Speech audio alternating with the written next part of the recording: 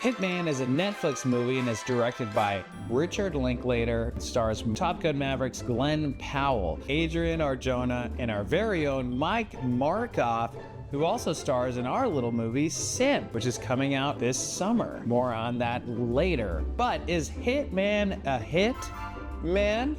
We're about to find out. Hi, my name is Tremaine Hayhoe. If you don't know who I am, get to know who I am. I am a filmmaker and an official film critic. So I not only watch and review movies, but I also make movies myself. If you like original movies and you like movie reviews, you have come to the right place. Grab some popcorn, get some butter up that like button, pop that subscribe button, and join the Hayhoe family. Be sure to stay tuned till the end of the video because we have some very important and awesome news that you guys are going to like. Let's get into it, shall we? Hitman is a story of Gary Johnson. Not that Gary Johnson. This Gary Johnson, a school teacher turned fake hitman for the New Orleans Police Department. It doesn't show how or why. He just says via voiceover that he liked electronics and that's how he got a job undercover for supplemental income. One day, the main undercover guy, Jasper, was getting suspended, so Gary gets thrown in to replace Jasper to be the setup guy. And within the first 5 minutes of the movie, we already have our setup. Now, Glen Powell all of a sudden has become this big, huge star. After he had this breakout role in Maverick, he's really come into his own. He had that one other movie with Sydney Sweeney, Just Talk About It or Just Do It. Samsonite. I was way off. I tried watching it, not my cup of tea, but anyway, point being is this guy is becoming this breakout star in Hollywood and is becoming very bankable. The first target to hit is a man named Craig, a big oil rigger, played by none other than Mike Markoff and all his sleeveless wonder. Gary goes in and passes the hitman test with flying colors, saying he's gonna do a bayou burial and take care of Craig's problem. They exchange an under-the-table deal and Gary has set his first rat in its trap. After that, there's a montage of Gary entrapping various characters one by one with no problem at all. I think Glen, as a co-writer, just wanted to play dress up as all these different characters and have fun with it, which you can't blame him. Everything's so over the top and unbelievable and silly that you just have to roll with it the whole movie. Gary ends up being so good at being the fake hitman, he becomes the guy that they turn over to undercover sting operations. When at first he was super nervous, not sure if he's qualified to do it, after he does one successful stinging operation, after that, he is off to the races and never makes a single mistake. But when he gets a crush and falls in love with one of the gals who is trying to hire him to unalive her husband, things get complicated. I wasn't really expecting it to be that much of a screwball comedy. I was expecting it to have more suspense, more thrills, more chills.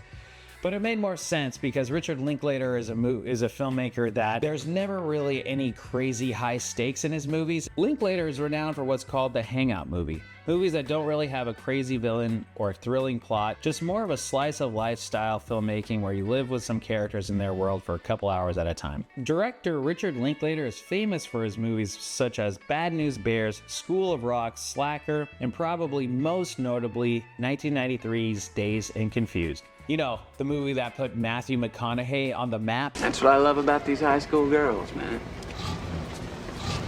I get older, they stay the same age. All right. Hitman was pretty unique and unexpected for a Linklater film, but it made a lot more sense when I learned that Glen Powell was a co-writer with Richard Linklater on this. In watching a few interviews with them, we learned that they wrote this movie during COVID after Glen read an article about a school teacher that went undercover as a hitman. An article that Richard Linklater had already read years earlier, and they both agreed to make this into a movie. They addressed that hitman, or this big whole myth, like people think that it's a real thing, but it's actually not a real thing. That's kind of the running joke. All these people try to hire people to kill people, so it's like, which one is it? Do they not exist, or is it just that there's a lot of people that want to hire someone else to kill someone? I would love to believe that they just don't exist, that it's some type of fairy tale, but I'm sure it had to come out of somewhere, and that's not just coming out of nowhere. So it's good to just be careful just in case they are real. And if they aren't real, then hey, then that's great. But it is this whole tongue-in-cheek like, oh, hitmen aren't real, so I'm just gonna have fun dressing up trying to get this person incriminated. So It is a funny concept. The execution ends up being way more of a love story than the actual Hitman story. After he meets the girl, it becomes all about that relationship, and that goes on and on and on. We're coming into this era where big movie stars or big actors are coming to that realization where they're like, hey, wait a second, I have connections, I can find money. Why don't I just write a movie for myself? And I feel like this is what Glen Powell did. Glen Powell sees the article and be like, oh, it'd be fun to play this character. I get to play a bunch of different roles, get to be this undercover hitman who's not really a hitman, who's actually this really brilliant school teacher, college professor. And Richard Linklater is probably like, hey, that's a cool story. Glen Powell's this big movie star right now on the rise, so that makes total and complete sense. You're seeing that a lot more often with more actors becoming writers and directors themselves. Chris Pine is another one to name a few with this movie coming out. Dear moviegoer, thanks for watching my trailer.